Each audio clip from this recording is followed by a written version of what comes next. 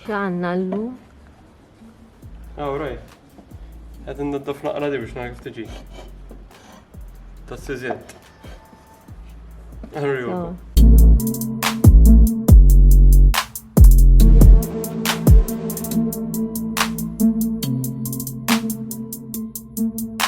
Merhaba, I've just bought a new motorcycle.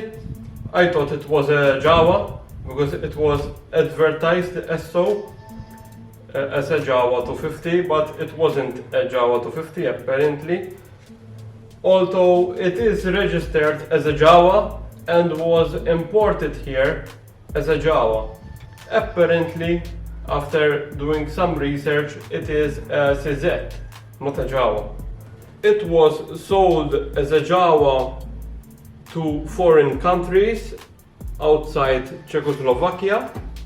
I don't think that it was sold as Jawa in every country, but I talked to a British person and a German one and told me that their CZ is also registered as a Jawa. Basically during communist times maybe they were exported under the name Jawa. I talked to a person from Czechoslovakia on Instagram and he told me more about this model because I am not very knowledgeable on Eastern European bikes, to be fair. Although no, I've made some research and know a bit of history about it. Well, he told me this is a model 485.0. So there are different versions of this model, the 485 apparently. This one was issued either in red or in green color. I love it green actually. If I restore it, I maybe consider making it green. When I went to view it, to potentially buy it, I tried to find the Kickstarter, so to see if the engine turns. But couldn't find the Kickstarter. I went to the other side, but couldn't find the Kickstarter. It is the same arm, the gearing arm. The same one is the Kickstarter. So I got to know about it after doing some research, after visiting, and then went home and did some research and find out that this same arm is the Kickstarter. What one has to do is push it inside and turns it backwards. And now it's a Kickstarter. One shall notice also that the exhaust is on this side of the motorbike instead of the other side as I am used to normally. And I think even the stand is more reachable obviously on the other side since the silencer, the exhaust is on this side. So it is more easy to lift it on the stand from the other side. The engine is 246cc. It's a two-stroke single cylinder. Apparently it is not very powerful. Not very powerful, it doesn't go very fast because I searched about the specifications of this bike and it goes around 105 kilometers per hour top speed. So it is very slow for a two-stroke and a 250. There's nothing comparable to the S1 for example or the RD. Obviously it's totally different. I think as bikes these ones, well, I think they fell a little backwards from technology. They are quite good, but yeah, they fell a bit backwards compared to the Japanese bikes issued at the time. This bike is a 1980 model. Apparently the 485 was issued, 485.0 was issued between 80 and 1981. And this one is a 1980 model because it has written here on the plate, on the neck part of the frame. The weight of this bike is of 126 kilograms, so it is quite light.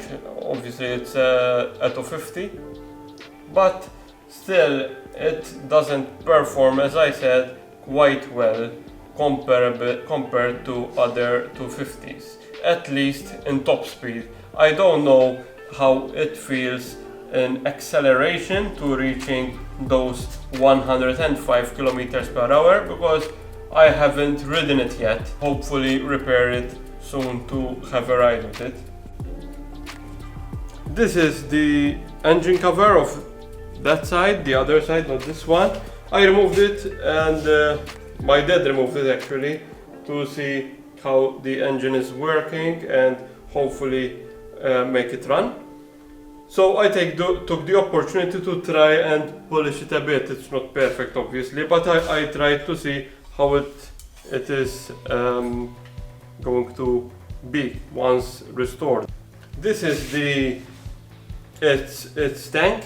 This is its tank, but my dad also removed it. I mean, to see what's going on with the electrical work, etc.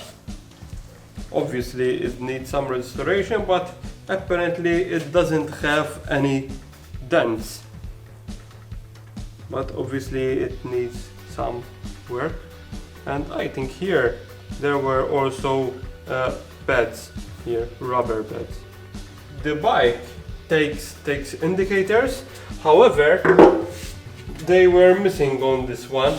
I don't know if they were also issued without indicators, but the holders are there. So I don't know if it was issued without indicators as well. But this one I bought it without indicators, and since it also was issued with indicators, I prefer to install them, I mean for safety as well. According to what's on the clock, it only has 763 kilometers, but I don't know if there is another 10 digits after the 3. So I don't know if it reads by kilometer or by tenths of kilometer, because it is only a 5-digit clock. So I don't know if it is actually 7,630 or 763 kilometers. CZ as a company is from what was back in the day Czechoslovakia. I don't know where it stands today. I don't know if it's part of the Czech Republic or the Slovak Republic today, because the Czechoslovakia as we knew it back then don't exist anymore. So this is from Czechoslovakia. It was issued in 1980 as stated. There was also Jawa from Czechoslovakia, so that is why maybe they were also exporting these under the name Jawa. So maybe Jawa had the go-ahead to export motorcycles in some other European countries, but maybe, I don't know, but maybe CZ didn't have the rights to do so and were exporting these bikes under the name Jawa. The CZ company focused more on enduro and motocross bikes apparently, so off-road bikes, rather than road-going bikes. Even competition bikes, apparently they were quite good at it back in the day.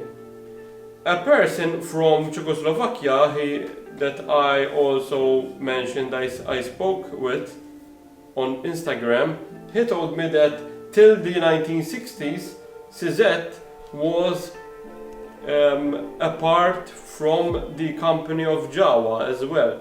So they have a huge connection, CZ and Jawa. But the CZ company was focused on off-roading bikes rather than road-going bikes.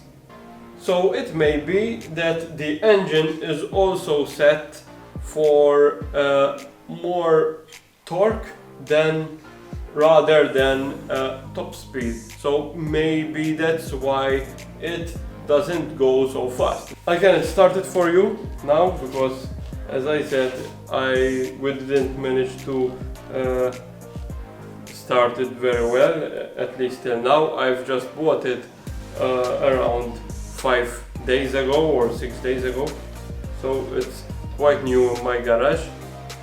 But I mean, as a bike, it is quite whole. It needs restoration, but it is also, I think it is quite nice for an old 250cc.